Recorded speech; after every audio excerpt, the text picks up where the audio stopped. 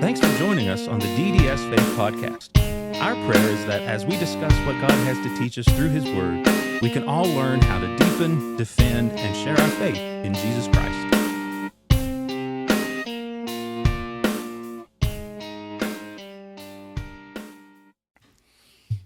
You know, this week we're starting to put our kids in martial arts. They're doing Krav Maga, and we're there. We're there maybe like 10 minutes or whatever. And this girl, she's probably like, I don't know, 23, 24 years old. And she just pulls into the parking lot really fast. And you hear these ladies come inside saying, her car's on fire. And apparently, like, it was just like in flames. And she's just driving again. And apparently, she's not panicking at all. She's just like, oh, you know, whatever. And parks the car. I go out there to look at it. And there's about 2 quarts of oil on the ground under her car. I'm like, okay, you hit something. You had to have hit something for that much oil to just be out like that. And then it was dripping behind her a little bit on her way coming in. Anyway, it was the weirdest thing. Like, she just ran off. And I happened to be there, and she goes, listen, if the cops come, I'm going to be right back. Just give them my name and number. And she gave me her name, and she gave me her number, and I gave it to the cops. It was the weirdest situation I've ever been in. She might have been like a convicted felon or something. It may have been, but I got her name and number, so How do you know you got a name and number? I did get a name and number, but whatever, it's, might not have been hers. It may not have been. I don't care. It makes no difference to me. When cops didn't show up, fire department did, and I gave him the number, and the fire guy was as confused as I was. It was weird. So how's your week, Eli? It's been great. I started my fall semester of class. Oh, fun. Finishing up my bachelor's in marketing. Finishing up? Well, didn't you just I only start? have 3 more I didn't know how years. sophomores. Yeah, I wouldn't call Yeah, sophomore finishing up. See, I don't really know that, like, how I'm doing my classes. I don't know that you quite call me a sophomore, just because like I have a lot of dual credit stuff from high school and stuff. So like, so you may be finishing your bachelor. Yeah, so like I'm probably halfway done, even though it's just my third semester. Okay, cool. But I mean, yeah, I'm just here. I'm just here for the ride. Right. How about you, Steve? Everything going good? Pretty good. All peachy. Living the dream. Trying. All right. Well, so last week we talked about, specifically we talked about depression. We were talking about mental health. Tonight I want to talk about anxiety. And people are probably more aware of Bible verses that mention anxiety or worry than they are depression. Because you're like, oh, who's depressed in the Bible? Okay, you had to examine it a little bit. But we had Job, we had Elijah. There's other people in the Bible. Moses, Moses, yeah, absolutely. But what about anxiety? So, the Bible says specifically, and I'll tell you just how I've lived my life. Is I'm a very chill guy. Don't worry, it's all good. I memorized. It's Matthew 6:25-34, and basically says, don't worry about what you're gonna wear. Don't worry about food. Look at the birds in the sky. He feeds them. Look at the flowers. He clothes them and whatnot. And then he gets to the end and he says, do not worry about tomorrow, for tomorrow will worry about itself. And for years I have lived by that, and I still do. And I know that it's interesting because you think you know things until you experience other things. We read our Bibles and we assume it means this, and it means all of this is all anxiety. Just don't do it, and it doesn't necessarily say anxiety is wrong. It just says don't do it.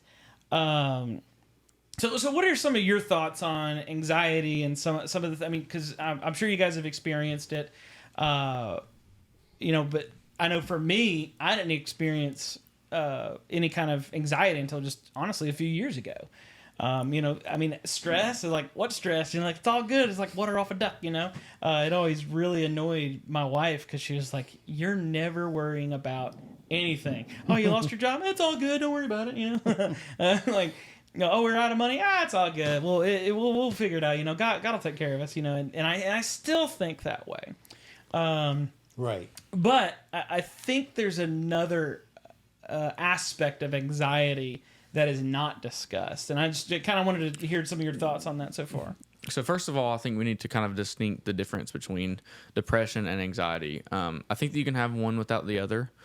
However, most commonly, I think depression kind of leads to anxiety. Again, I'm not making a blanket statement. I'm just saying that's common. Right. However, there can be instances where you are anxious and it not be because of depression. You can have like a physical, if you stub your toe really bad and you get an immediate adrenaline rush and you're struggling to breathe.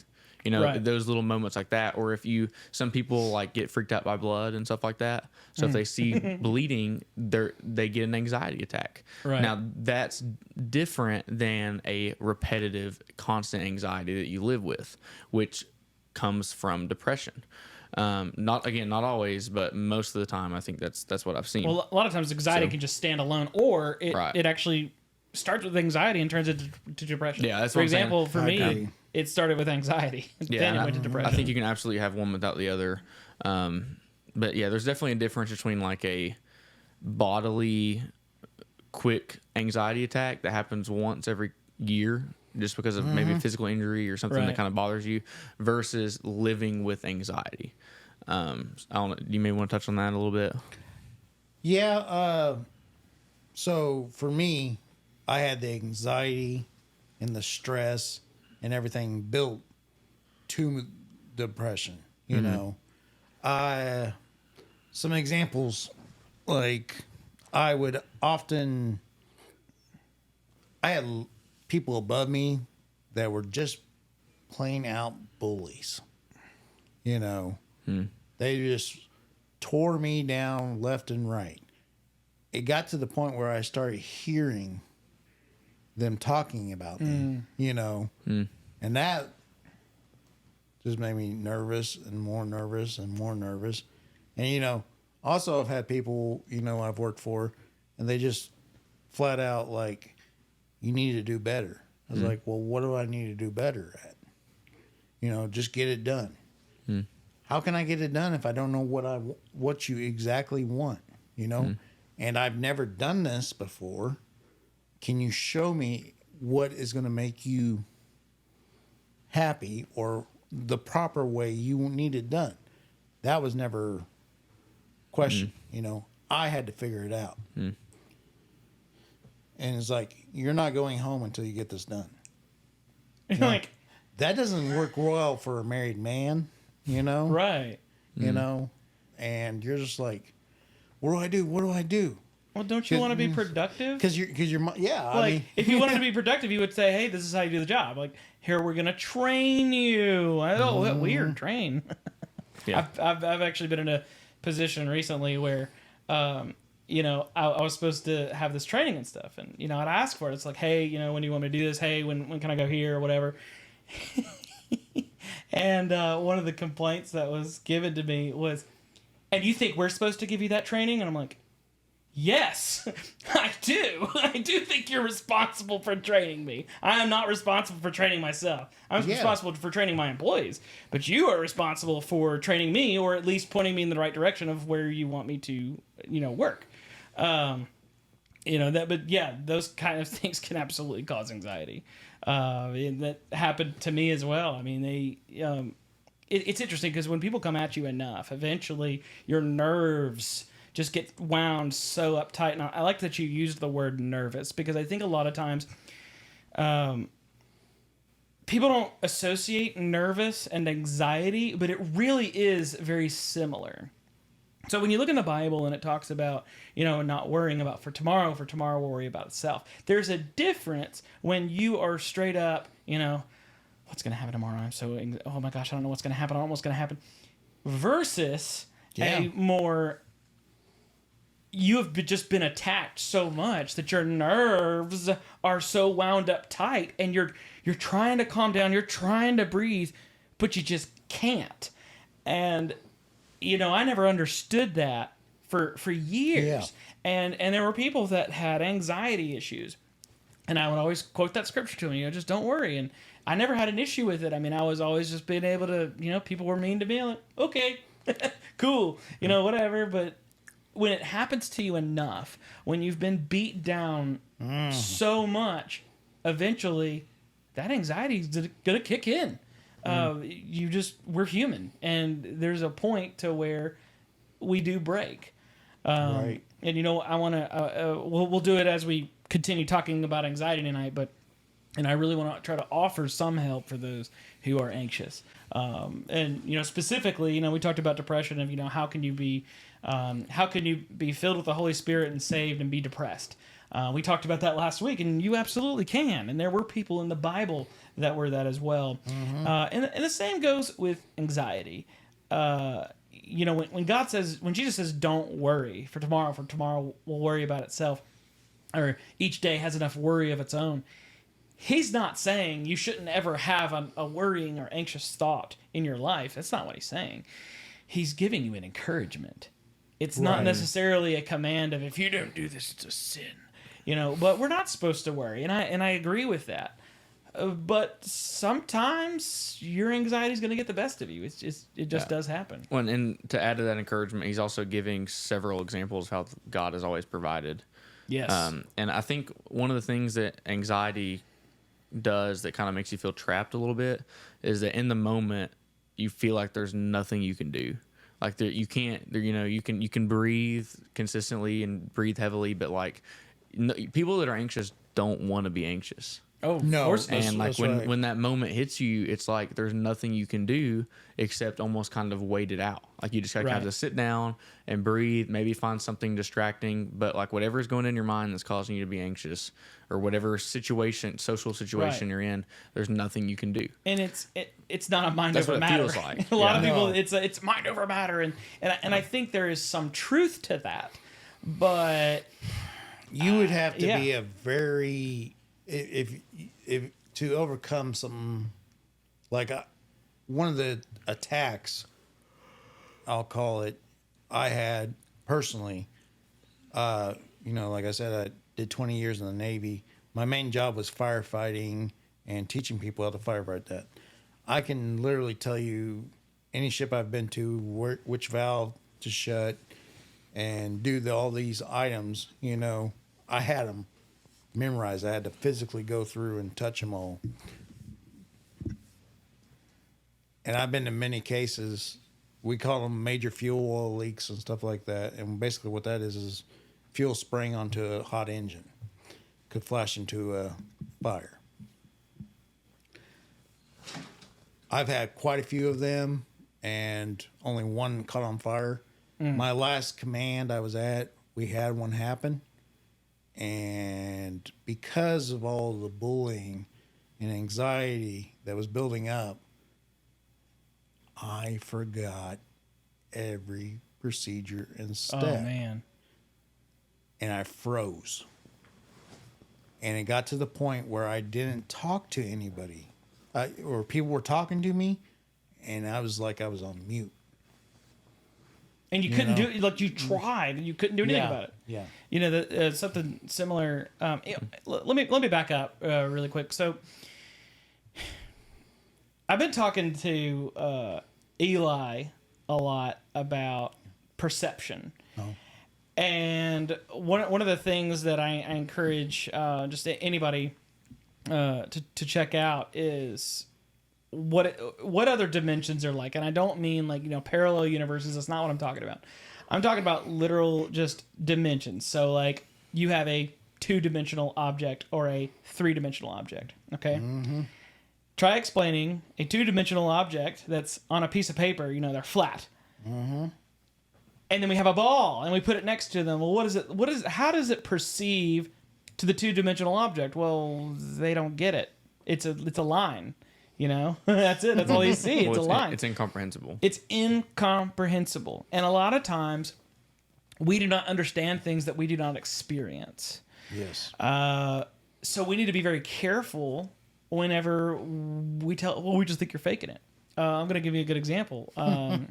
Several years ago, there was an individual who they had a medical condition, and they went into an episode where they started to act really funny. And I thought they were just joking around. I thought they were just messing with me. And even after it was all done, I thought they were just messing with me. And they were just trying to get attention or whatever. Like, that was totally my thought process. And I fought that. And I was like, I need to believe this person. You know, just because I don't understand it, just because I haven't experienced it, doesn't mean it's not very real for this person. And, you know, I think a lot of times we observe others in their difficulties and we assume, well, why don't they just get over it? Why don't they just, you know, just don't do that? You know, like, just overcome it. Why are you talking about it? You know? Yeah. And I think that as we examine other people and we see other people go through things, we need to do our best to try to understand. I've got another friend who they do not like going past a certain place. Like, they will avoid that road altogether. I don't get that. I've recently I've recently had anxiety. I've recently learned of this, like, experienced it myself. But as far as, like, not being able to drive down a certain road, like, what? Why? Like, it's just a road. Who cares? You know? And that's just kind of always been my personality. But not everybody's like that. And I think it is very real for these people. And even though I can't understand it, it doesn't mean I cannot respond to them as if I do understand. And that's what people need to get. You don't have to understand. You just need to respond as if you do. I'm going to give you one more example. This will be about my wife and myself. So I've had kidney stones for forever. And they are awful. They're excruciating amount of pain. So about 5 years ago, I guess, my wife has her first kidney stone. And while she is agonizing in pain and in the fetal position, she tells me, "Wes, I'm so sorry. I always thought you were just overreacting. I didn't think it was really that bad. Now I've had one. It's awful." So now, like, every time I have a kidney stone, she, like, totally pampers me. And I told her, you know, it's the same thing with the man cold. You know, you just haven't experienced it yet. You don't know how bad it is, you know. Kidney stones are my biggest fear. The man cold? The kidney stones. Oh, man colds yeah. are my biggest fear. I'm just kidding. I don't even know what that is. It's a cold, but men get it. You know, you've never heard of the man cold? Mm-mm. So It's the same cold that everybody else gets, but it's a man. men are bigger babies about it, apparently. Oh, okay. That's the thing with the man. Well, anyway, I was joking about the man cold, but but seriously, you know, we may not understand. You may not have the ability to understand, but you should always respond as if you do understand and be as empathetic as you possibly can. Listen to them. This has been a mistake that I have made in my ministry, is I would see people, you know, dealing with certain things, and sometimes I would just, like, well, why? I don't understand. Like, why don't you, you know? And I kind of came along beside it and I tried to encourage him, but, you know, I know in the back of my head, I was thinking, like, why? Like, why are you so worried? Why can't you just, you know, God's got this, man. He's always taking care of us. And I've never lost sight of that in my anxiety. You know, it's been more, you know, than I could have imagined. And now I have a lot more respect for people that do struggle with anxiety. There's people that they'll drive in a car and they'll be so anxious they have to park it and they can't move. And I never understood that, but I think it's legitimate. And for us to say, they're just faking it, or they're just being wimps, we need to get away from that. And really come alongside these people and realize, you know what, they are broken and they need help, and they, you know, they need somebody in their lives. Mm-hmm. And I think, I think a lot of churches need to have some kind of almost like 12-step program where people can sit around and, you know, because it does help to do this, like, discuss it, you know. you may not be for going to a psychiatrist or your medical doctor and telling them, and one of the methods is to actually just sit there and talk it out. Well, it's hard to speak about it. And the Yeah. reason why it's hard to speak about it is not just because it's not just because you don't want other people to know, but once you speak about it, you've admitted it. Oh yeah. You've admitted it finally to yourself. And I know Oh from yeah, my because you feel like a anxiety- failure. You Yeah. feel like a failure. Yes. That's all you do. You failed. You failed. You failed. You failed. Why do you keep failing? Right. And I'm like, I don't know. And see, that's the thing. And what people don't understand is that's a very different type of anxiety than worrying about what you're going to eat tomorrow. I've never Yes. worried about Yes. what I'm going to eat tomorrow. I've never worried about what I'm going to wear tomorrow. That's not been my Yeah, anxiety. I'm grateful for that part because that would be horrible. Yeah. As you can know. The anxiety is something deeper than that. And, it's something that we all need to deal with. And part of what helps with that is talking about it and admitting it to ourselves when we are depressed. I would say that if people are like, well, how as a Christian can you not do it? My big thing was like, I was always praying to God. I was always reading the Bible. I did not. I've never lost my relationship with Jesus. I still believe He can set me free from everything, and He does help me. Because there's a fine line you're walking from anxiety to depression to the next step, and even though you may go down that road, I truly believe that you're not going to have to go that way as long as you can keep following the right path to Jesus, That's my view, okay? Yeah. Like I said, I'm not a doctor. I don't play one None of us on are TV. doctors. Here's our disclaimer. We are Yes. not doctors. So yeah, there's a popular text out there in Philippians 4: "Be anxious for nothing, but with everything, with prayer and supplication, with thanksgiving, let your requests be made known to God, and Yeah. the peace of God, which surpasses all comprehension, will guard your hearts and minds in Christ Jesus." However, I think that the "be anxious for nothing" in that text is talking more about like worry and not like the physical anxiety that we're talking about. Yeah. So There's the worrying of the mind, and then there's Right. the anxiety of So- maybe the body. right. So there's a difference between anxiety of the body, like we were talking about, worry, which worry can be bad, or preparation. Worrying isn't always preparation. That's good. Because this is not, Jesus isn't saying, don't work. Yeah. Don't prepare your sermon. Don't Right. disciple people. Yeah. Don't worry about it. No, like there's still preparation, but worry is whenever you almost weaken the fact that God will still provide because you're Exactly. doubting that He will do that. And so there's a difference between preparation, which we should do, worry, which we should not do, and a bodily anxiety, which it's almost kind of out of our hands. Now, I would say that this peace of God, which surpasses all comprehension, is a huge part to Oh, this definitely. bodily, physical anxiety that we're talking about. However, you can still have the Spirit of God within you and still be anxious. And a part of the fruit of the Spirit is peace. Yes. So when you have the Spirit, there's an aspect of peace there, whether you see it or not, but you can still have a physical anxiety. So I think that this text in Philippians 4 is more of a worry. Right. And I would almost kind of argue maybe a sinful worry and not a physical anxiety that we are speaking of.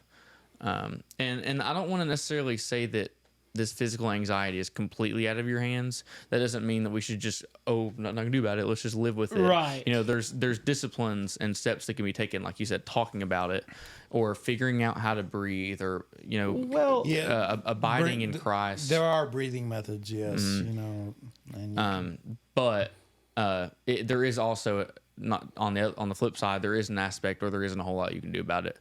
And that's kind of one of the concerns and more kind of confining feelings, I guess, that comes with anxiety. However, it is joyful to know that we will be released from these physical bodies one day, and that we are and should be, like in Romans 8, eagerly awaiting our adoption as sons, comma, the redemption of our bodies. Right. So there, we will eventually have a spiritual body that is not Yes. confined to these anxious problems and things like that. So that's encouraging to know. Yeah, and seeing you kind of mentioned it, seeing a psychiatrist or a therapist to get some medication to help you with your anxiety. There's nothing wrong with it. Now, if your anxiety is, I think you should go to God first, obviously. But I do think there is a point where it's like, you know what, I need to go to this medication. Just like if you have cancer, you should go to God first, then go to the doctor. And God, absolutely, God go to the can doctor. absolutely provide those means in which to help you. Like we don't go to God and be like, not to say God couldn't, but God, heal me of this. And maybe you go to the doctor and you get on those treatments and you get healed. Right. That was still under God's sovereignty. Maybe you And- don't get healed. Yeah. That's life. That's part of it. God can absolutely, and I don't want to say that there's not bad aspects of secular psychology, because there absolutely probably is. Not absolutely probably, that kind of contradict each other. There absolutely is problems with secular psychology, especially when you start getting into universal postmodernism. Meaning like truth is truth. Yeah. You just need to find what makes you the most happy. That's an issue. There's only one Which has true led to a lot satisfaction. of So- issues, yes. Right. Those sorts of things, when you get to like moral relativism and whatnot, Right. that is more on the philosophical side of things. Yeah, I agree. Which, in my opinion, I think that philosophy without logic is Is a phony. stupidity. Because like philosophy is prove to me that this chair is here. What chair? Yeah, instead of in psychology, you would explain how the chair works and things like that, right? Yeah, so psychology is more science, where philosophy is more opinion and their worldview of what life is. Right. Now, within that psychology, there are people that, for example, I know that in other countries, there's not a lot of studies on forgiveness when it comes to psychology and the health that gives. That's actually really it's a very American concept of allowing that into psychology, because a lot of people separate that and they believe that, oh, well, if you forgive somebody, then that means you're condoning their behavior or they're condoning what they have done, and that's not the case. I believe that there are a lot of good things that we can learn from psychology as Christians. However, I would go to the Bible first. In my opinion, I think psychology is great if it has the worldview of the Bible underneath it as its foundation. If it does, it's going to get a whole heck of a lot more right, and a little less theory. Yeah, and I definitely want to emphasize a lot that you have to find your deepest satisfaction in God, in God's word. And, if you're doing things like conversing about it, which is great, or maybe even doing things you enjoy, like going fishing or golfing or working in the yard, whatever you like to do to keep your mind occupied, that's simply just more of a Band-Aid on the wound. And that's not actually attacking the issue of the wound. Right. That's I'm avoiding. Oh yeah. No, I think I mispronounced it. I said wound no. instead of wound. Yeah. So, me say that if again. you take a Yeah. cut, it's just like Yeah. a cut. If you've had a cut and you don't put anything on it, you don't clean the wound, you don't bandage the wound, you don't protect it, any of that stuff, what happens? It's going to get infected. It's going to get infected. It's going to fester. You're going to build it. The same thing happens if you don't get it Yeah. worked on quickly. Well, it's difficult too, because you don't want to, like we were talking about earlier, we don't want to admit it to ourselves. We No, don't we want to don't. admit, especially Christians, where you've grown up, where it's like, depression bad, anxiety bad, like you're not allowed to have these things. And that's not right. I struggled with it. I struggle with it, I should say. A lot of times, like I try to go to sleep. I gotta have that TV on up until like I am falling, passing out. Otherwise, like I'll think myself to death. Just getting my brain to be able to turn off. Yes. Like there's a point where you're constantly thinking and problem solving. And the last job that I was in, that's all I did. And, I just kept thinking over scenarios and trying to figure out, okay, how can I solve this issue? How can I solve this issue? And, there's a lot to that. And I could not shut my brain off. And it was so exhausting. And that had a lot to do with anxiety. Oh, yeah. Because there were a lot... lack of sleep, yeah. lack of proper nutrition. And sometimes it can be excessive sleep and Yeah, excessive eating and stuff. That's when you start getting into the deeper parts. If you're sleeping too much, Yeah. And these, it's important to talk with a psychiatrist or a psychologist or even a therapist, and talk about these things, because a lot of times there's a root cause to what's going on, and it may be something that happened in your childhood that it's bothering you now. Like that's actually the problem. It's actually not this that triggered it, but it was what happened to you as a child that you pushed down and tried to forget about it. Oh, yeah. And I know I've done that as well. I've actually there's things that happened in my childhood that I would not admit to myself happened, and it's like those things are difficult to talk about. I don't talk about them, but I at least admit it to myself now, and that's part of one of the steps to recovering. But we are products of our environment, and if we don't pay attention to that environment and we don't try to heal instead of just putting a Band-Aid over it like you were talking about, you're going to be in big trouble, and you're going to find yourself in a really dark place where you're going to have a lot of brain fog, where you can't think. You're going to be in a place where eventually you get depressed and you start hating yourself. You feel like a failure. You don't know what you've done wrong. You start blaming yourself, and then you spiral. And I've done pastoral counseling for years, and I've had to warn people about spiraling. And I said, "You're spiraling. Stop." Hang on. Let's back this train up just a little bit.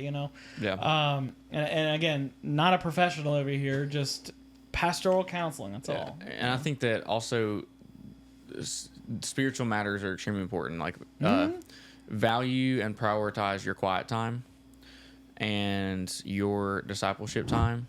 But also there's a physical side of things that can help a lot, like just taking care of your body, like exercise. Exercise is proven to help with anxiety big time. Well, the Bible doesn't even everybody when we look at the Bible and we look at Christianity, like spiritual. Nope. A lot of it's spiritual. Most of the understanding is spiritual, but a lot of it's physical. Go therefore and make disciples. That's a physical thing that you need to do.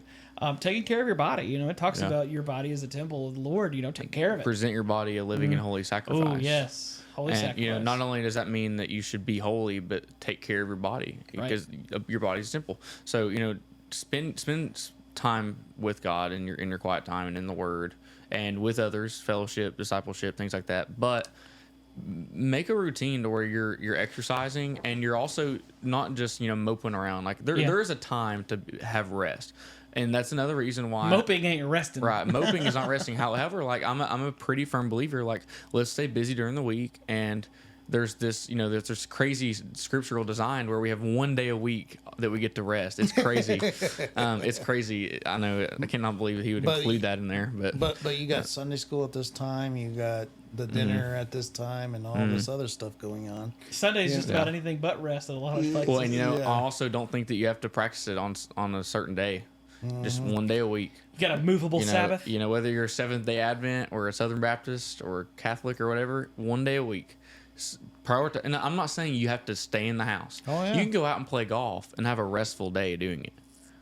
And I think that the biggest thing is rest. Like, rest your mind, rest your body. Absolutely. And if you can go out and play golf and rest while doing it, do it. If you want to take a nap, do it. Spend time in the Word. And Hebrews talks about Christ's rest. Now that's not taking a nap rest. It's more of a satisfaction rest. It's a salvific Well, that's rest. the rest that we're talking about when we're Right. talking about the Sabbath. Right.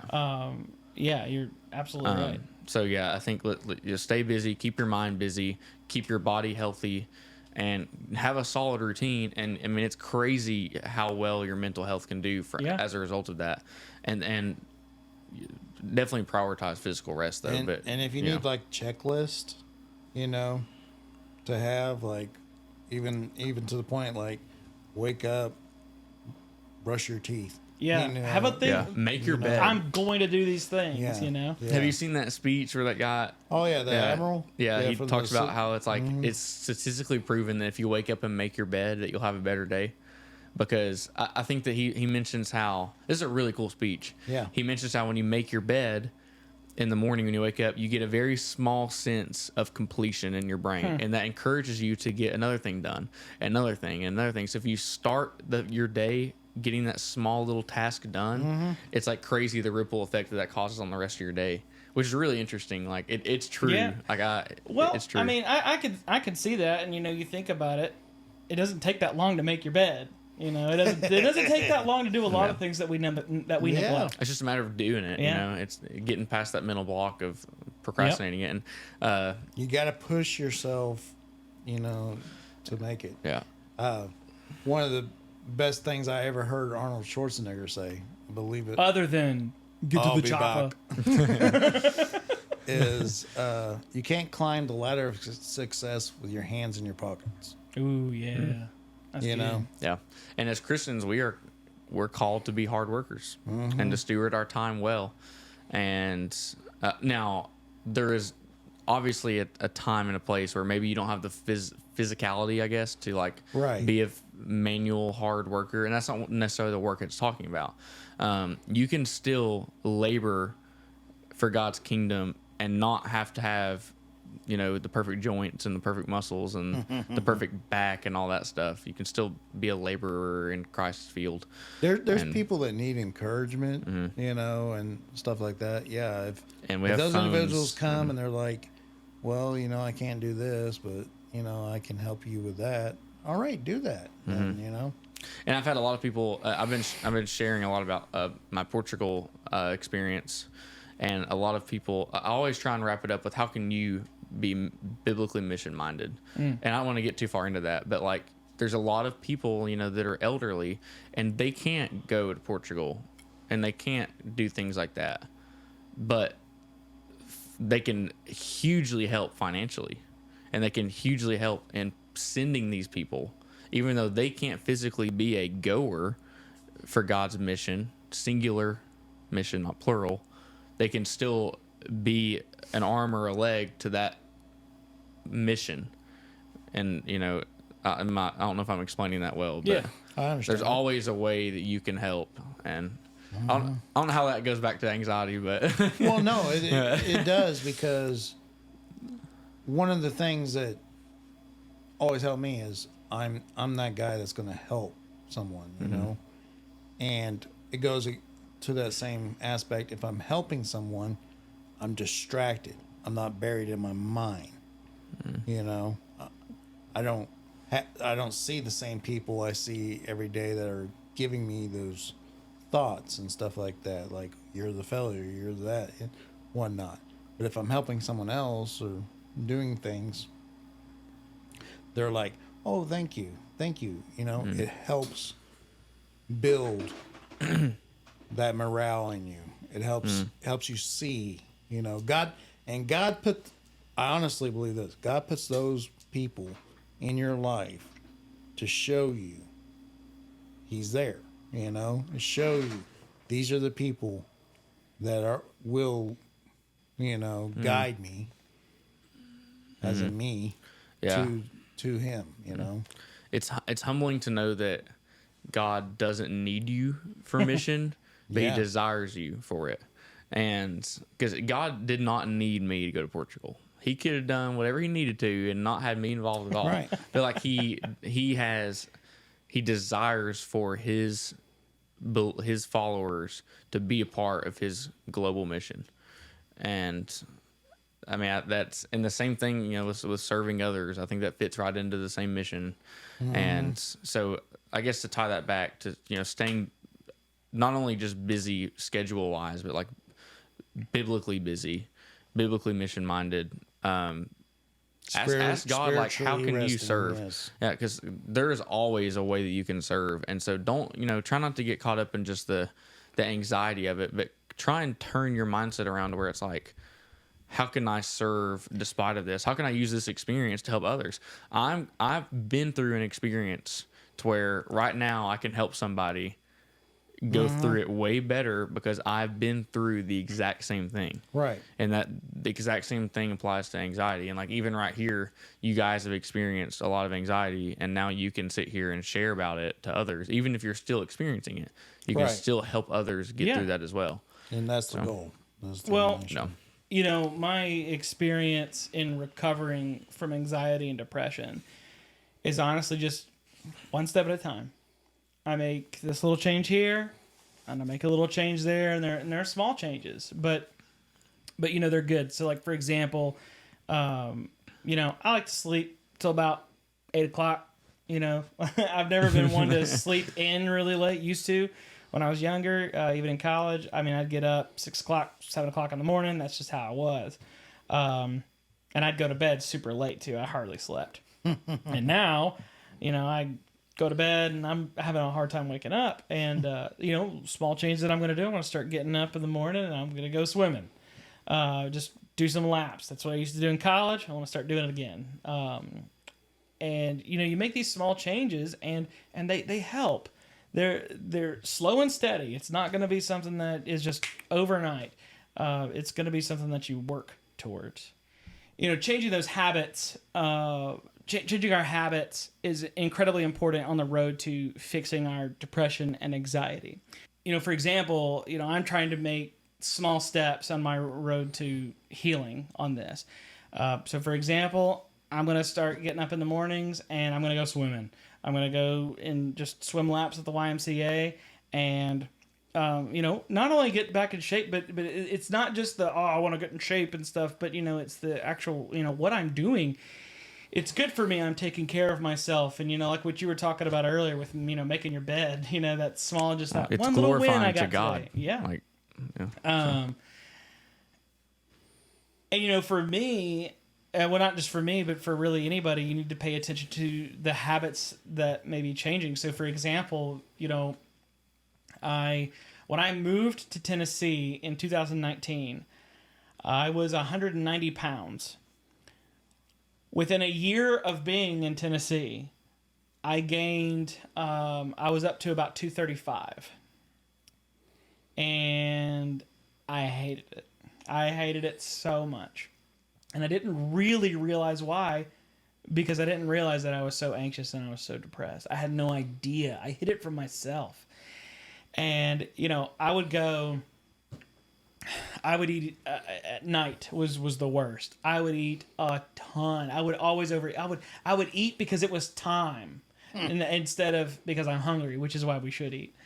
And, you know, just about every night I would have a massive bowl of ice cream. So I always had this huge bowl.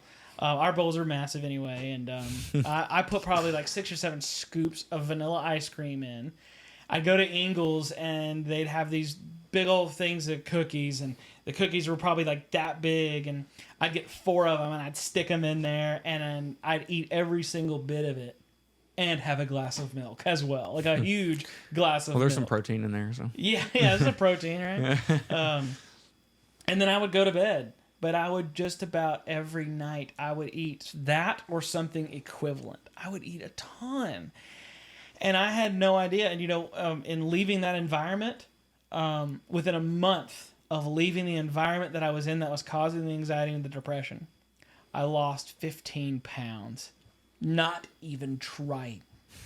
You know, and I've gone up and down. You know, I had some more depression and I gained some of it back. And then, you know, again, left the toxic environment that I was in, and I've lost even more weight. So I hopefully, as you've watched me on the podcast this last year, I hopefully I look thinner. Nice and thin. Yeah. I hope I look thinner. I'm still working on it, but yeah. You know, a lot of that stemmed from anxiety and depression, and not only did I not know it, but I was unwilling to admit it to myself that that's what it was. Yeah. For me, if I'm stressed or anxious, I lose my appetite. Like, Yeah. I'm the opposite. Must be nice. So yeah. I'd rather be skinny and depressed than fat and depressed. Well, and it goes to that point, like a lot, like for me, I would eat just because I knew food wasn't judging me. Oh, You wow. know? That was like my thing. Just eat Yeah. because the food doesn't judge me. That's tough, man. You know, that's Yeah. that's a good point. that's the bottom line on that. You know, pay attention to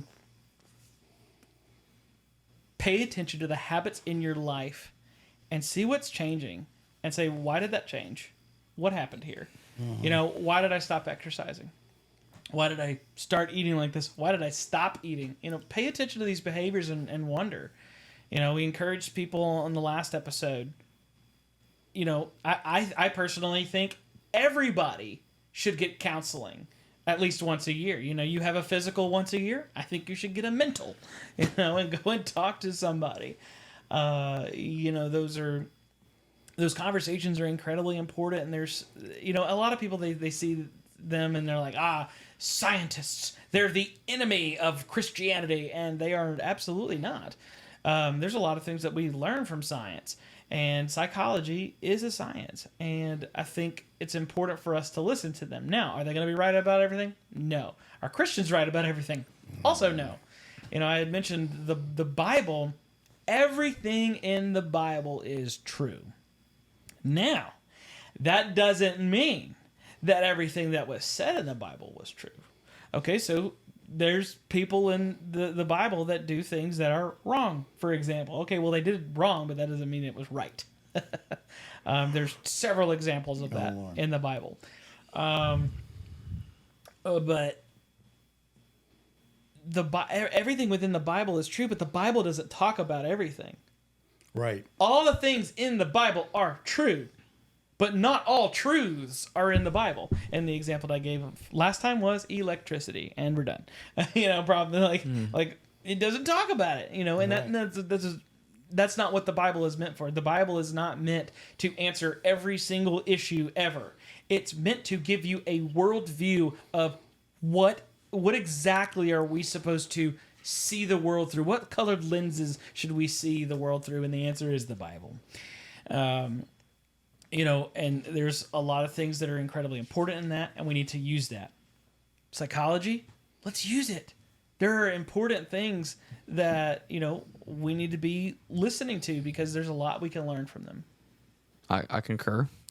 And I'll add, just to kind of, I guess, conclude, because we're probably going a while. I really want to emphasize that if you haven't, you need to find your deepest satisfaction in Christ. Yes. Because if you don't get that taken care of, and you're not actively pursuing that in every single thing you do, then the Band-Aids that we were talking about, like conversations or doing what you enjoy, will only temporarily help.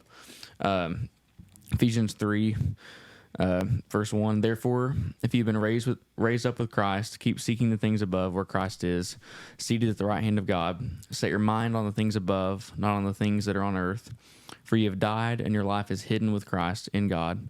When Christ, who is our life, is revealed, then you will also be revealed with him in glory. So, you know, you have to keep that mindset of setting your mind on the things above. You know, the earth is temporary, and your full contentment and satisfaction has to be in God, has to be in Christ, so that he can be most glorified. And, you know, you don't just stay busy, just stay busy. Stay busy on mission. Right. Even things like going to work can be a form of being on mission. There's people there that need to be evangelized to. Definitely. There's, you know, even going to get coffee with somebody can be on mission. Even if it's you going and doing something you enjoy for the sake of rest, is still on mission, because you have to take care of yourself to stay focused on other things. Like as a pastor, and I think, I mean, we'll talk about that eventually, but like, if you yourself aren't being taken care of, you can't shepherd a flock. If you and your family aren't being taken care of first, you know? Yep. So take care of yourself and stay on mission. And that's not going to magically just poof, let it go away. course But not. absolutely do not let it hinder you. It definitely helps. Turn it around to God's glory, and keep seeking the things above. And I mean, that's been my biggest lesson in the last like year and a half is, everything here will end. And if you're not heavenly, you can be, what's the saying? So heavenly minded So that you're heavenly no minded, earthly earthly good. good. Yep. And there is some truth to that. Like, you don't want to just be like, like waiting on Christ's return and doing nothing. But you have to understand where true satisfaction comes from and where earthly, physical satisfaction comes from. So, Steve, did you have anything else? Remember the acronym PUSH. Pray until something happens. That's good. That's good. Push. Just one final thing, and just to encourage the listener, if you don't know Jesus and you're having anxiety, find Jesus. It will help. I'm not saying it'll solve your problem, but it will help. If you know Jesus and you have anxiety, still seek after Jesus, but it's okay to go to a psychiatrist too. There's not a sin. That's not a sin to need some sort of medication. or seek it, talk to your pastor too. And start with talking to your pastor. And if they do give you, some of the answers, like, we've talked about, the whole, well, that's just life, and you got to get over it and push through, there's truth to that, but there needs to be, more to it than that. We need to know when we do need to seek professional help. And that was one of the things when I did pastoral counseling. I knew the line of when I needed to say, I think you should seek a professional. And that's what we need to be doing. Don't be ashamed of this. Do not be ashamed of having to get help. And pastors, if you're out there and you feel like you can't talk to anybody, you can absolutely call us with DDS Faith Ministries. Leave a comment, message us on social media, come to our website, whatever. We will absolutely just talk and rant. You can rant. You don't have to tell me who you are, nothing. If you talk to us enough, you'll end up on the podcast. So. Yeah, and we don't charge you. This is not something that we charge for. We're just an ear to talk to. We won't even give you advice if you don't want it, But yeah, that's all we've got. See you next week. Thanks for listening.